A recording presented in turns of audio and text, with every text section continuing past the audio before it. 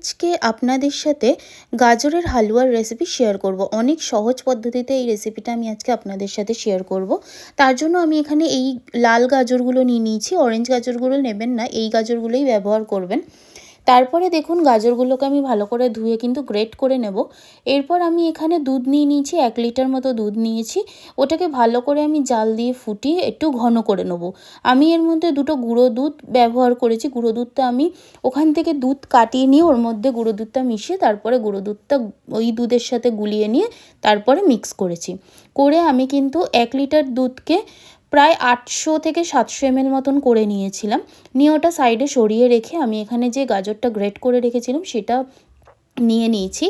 আমি তার আগে পাত্রের মধ্যে 2 চামচ ঘি ব্যবহার করেছি, বড় চামচের 2 চামচ দিয়ে ঘিটা তার মধ্যে গ্রেট করে রাখা গাজরটা দিয়ে ভালো করে নাড়াচাড়া করে ওর মধ্যে সামান্য নুন দিয়ে নিয়েছি।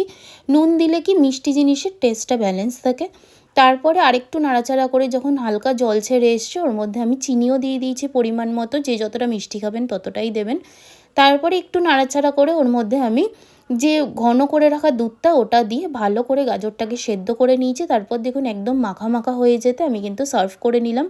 আর কতটা সহজ পদ্ধতিতে আমি রেসিপিটা আপনাদের সাথে শেয়ার করলাম, একবার ট্রাই করে দেখার অনুরোধ রইল। Thank you.